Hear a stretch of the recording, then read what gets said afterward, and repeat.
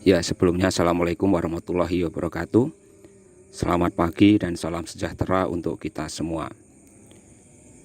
Berjumpa lagi pada mapel sejarah peminatan, khususnya sejarah peminatan untuk kelas 12 tingkat SMA. Nah, pada kesempatan ini saya akan membahas mengenai materi, yaitu adalah peran aktif bangsa Indonesia pada masa Perang Dingin. Pada minggu lalu kita sudah membahas mengenai pengertian Perang Dingin, latar belakang dan bagaimana pengaruhnya. Untuk hari ini, bagaimana peran aktif bangsa Indonesia pada masa Perang Dingin ini? Selengkapnya marilah kita bahas materi ini sampai selesai.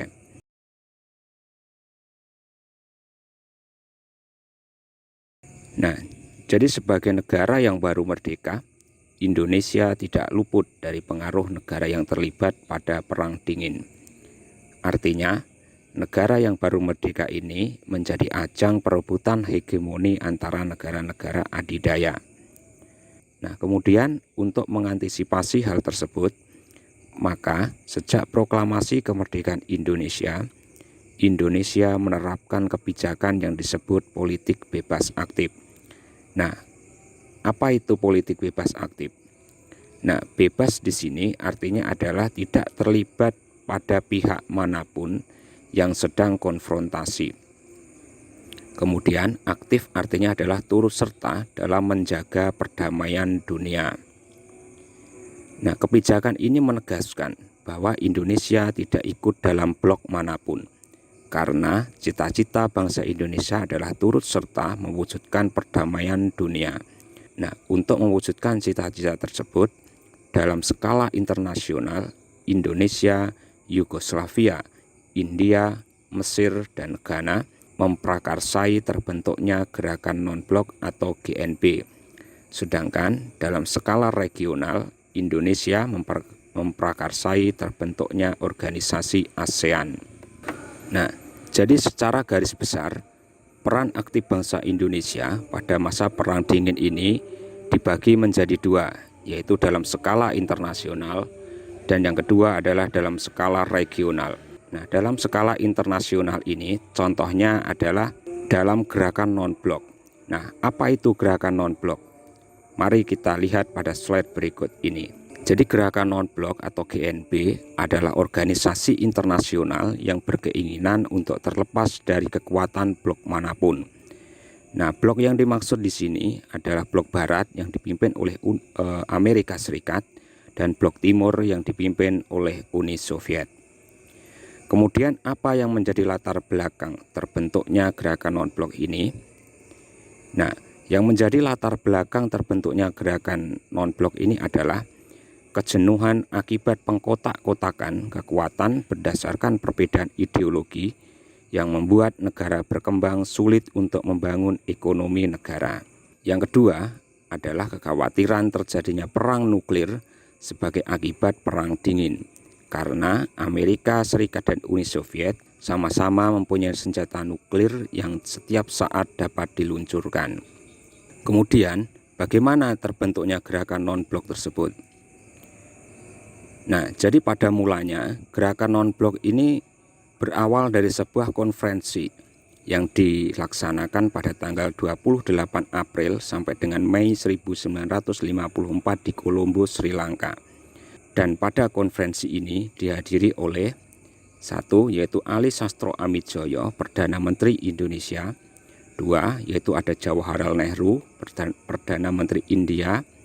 3, ada UNO atau Perdana Menteri Myanmar.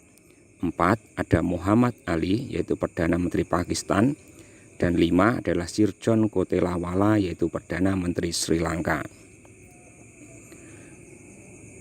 Kemudian sebagai tindak lanjut, pada saat itu Perdana Menteri Ali Sastro Amidjojo menyarankan untuk diadakan konferensi yang lebih besar lagi. Akhirnya pada tanggal 18 sampai dengan 21 April 1955 diselenggarakan kembali Konferensi Asia Afrika di Bandung. Nah, konferensi ini dihadiri oleh 29 negara, yaitu 23 dari Asia dan 6 dari Afrika. Pada konferensi ini, 29 negara berkomitmen untuk tidak terlibat dalam konfrontasi baik blok barat dan blok timur. Dan di akhir konferensi ditandatangani sebuah deklarasi yang dikenal dengan Dasasila Bandung. Nah, apa saja isi dari Dasasila Bandung? Lihat pada slide berikut ini. Nah, kemudian dalam perjalanannya dari konferensi Asia Afrika ini, kemudian pada tanggal 1 sampai dengan 5 September tahun 1961 diadakan konferensi tingkat tinggi atau KTT di Beograd, Yugoslavia, dengan maksud yaitu untuk membawa kesepakatan Dasasila Bandung menjadi langkah yang konkret. Konferensi tersebut menghasilkan kesepakatan bersama yaitu membentuk sebuah gerakan non-blok. Pendirinya adalah 5 pemimpin dunia, yaitu 1. Presiden Yugoslavia Josip Broz Tito, 2. Presiden Indonesia Insinyur Soekarno, 3. Presiden Mesir Gamal Abdul Nasir, 4. Perdana Menteri India Pandit Jawaharlal Nehru, 5. Presiden Ghana Kwame Nkrumah.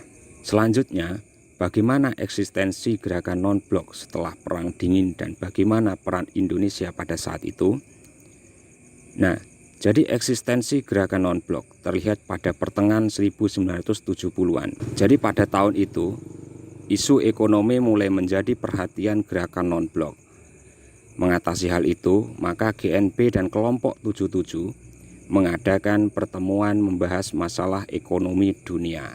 Kemudian pada tahun 1990-an, GNP memfokuskan kegiatan untuk mengatasi masalah terkait ekonomi pada negara berkembang, pengentasan kemiskinan dan lingkungan hidup sebagai akibat dari runtuhnya Uni Soviet, tembok Berlin, yang sehingga terjadi kesenjangan antar negara maju dan berkembang.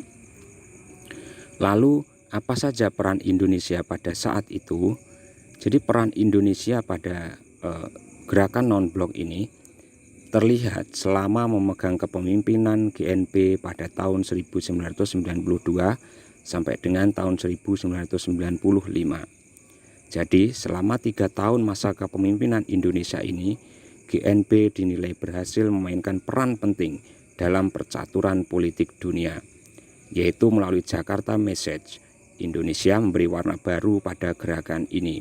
Contohnya, menghidupkan kembali dialog antar negara berkembang. Yang kedua adalah dipercaya untuk menyelesaikan konflik regional, antara lain konflik Kamboja, gerakan separatis Moro Filipina, dan sengketa Laut Cina Selatan. Nah, selanjutnya adalah peran Indonesia dalam skala regional, yaitu adalah dengan membentuk suatu organisasi yang disebut dengan ASEAN. Nah, ASEAN adalah Perhimpunan Bangsa-Bangsa Asia Tenggara. Organisasi ini didirikan pada tanggal 8 Agustus tahun 1967 di Bangkok, Thailand. Pelopor berdirinya ASEAN adalah Indonesia, Malaysia, Filipina, Singapura, dan Thailand, yang masing-masing diwakili oleh 1. Adam Malik yaitu Menteri Luar Negeri Indonesia, 2. Tun Abdul Razak yaitu Wakil Perdana Menteri Malaysia, 3. S. Raja Ratman yaitu Menteri Luar Negeri Singapura, 4. Narikos Ramos yaitu Menteri Luar Negeri Filipina, 5 adalah Tanat Koman yaitu Menteri Luar Negeri Thailand. Pertemuan kelima negara tersebut kemudian menghasilkan deklarasi yang menjadi dasar berdirinya ASEAN. Nah, beberapa negara kemudian ikut bergabung, yaitu sebagai berikut. 1, yaitu ada Brunei Darussalam, kemudian ada Vietnam, yang ketiga ada Laos, yang keempat ada Myanmar, dan yang kelima ada Kamboja. Kemudian apa yang menjadi tujuan dari berdirinya ASEAN ini? Jadi ada 2 tujuan utama dalam berdirinya ASEAN ini. Yang pertama adalah mempercepat pertumbuhan ekonomi, kemajuan sosial, dan perkembangan budaya di kawasan Asia Tenggara. Yang kedua, yaitu mempromosikan perdamaian dan stabilitas regional melalui penghormatan terhadap keadilan dan supremasi hukum dalam hubungan antara negara-negara di kawasan, serta kepatuhan terhadap prinsip-prinsip piagam PBB. Kemudian, bagaimana eksistensi ASEAN dalam masa Perang Dingin? Nah, eksistensi ASEAN dalam masa Perang Dingin atau setelah Perang Dingin adalah dapat dibagi sebagai berikut. Yaitu adalah kerjasama ekonomi. Nah, jadi melalui pembentukan AFTA atau ASEAN Free Trade Area atau kawasan perdagangan bebas, ASEAN diberlakukan tarif efektif bersama antara 5-10% produk ekspor dan impor, dengan tujuan yaitu untuk menghilangkan kendala perdagangan di antara negara-negara anggota ASEAN. Yang kedua, yaitu adanya perdagangan bebas dengan mitra wicara.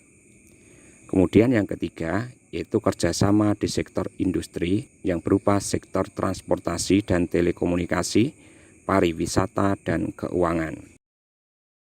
Nah, yang kedua adalah kerjasama politik dan keamanan. Contohnya, satu adalah mengadakan konvensi ASEAN tentang pemberantasan terorisme. Yang kedua, yaitu adalah pertemuan para menteri pertahanan ASEAN yang bertujuan mempromosikan dan meningkatkan kerjasama dalam bidang pertahanan. Yang ketiga adalah penyelesaian sengketa Laut Cina Selatan. Dan yang keempat adalah kerjasama pemberantasan kejahatan lintas negara. Nah, yang berikutnya adalah kerjasama eksternal dan fungsional. Nah, dalam kerjasama eksternal ini contohnya adalah adanya kerjasama dalam bidang keamanan, perdagangan, energi, pariwisata, pendidikan antara Asia Tenggara dan Timur Laut, yaitu negara-negara Tiongkok, Jepang, Korea, dalam proses yang disebut dengan ASEAN Plus 3. Yang kedua adalah kerjasama dengan mitra dialog, yaitu Australia, Kanada, Uni Eropa, dan Amerika. Kemudian yang ketiga, negara ASEAN juga turut berpartisipasi dalam kegiatan organisasi internasional, contohnya APEC, ASEM, dan EALAF.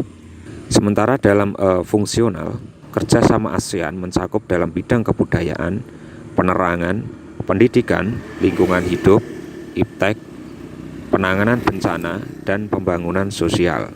Nah, itulah sekilas materi mengenai peran aktif bangsa Indonesia pada masa Perang Dingin dan setelah Perang Dingin. Jika dalam materi ini kalian dirasa belum paham, silahkan tulis pertanyaan kalian pada kolom komentar. Sekian dari saya, terima kasih dan Assalamualaikum warahmatullahi wabarakatuh.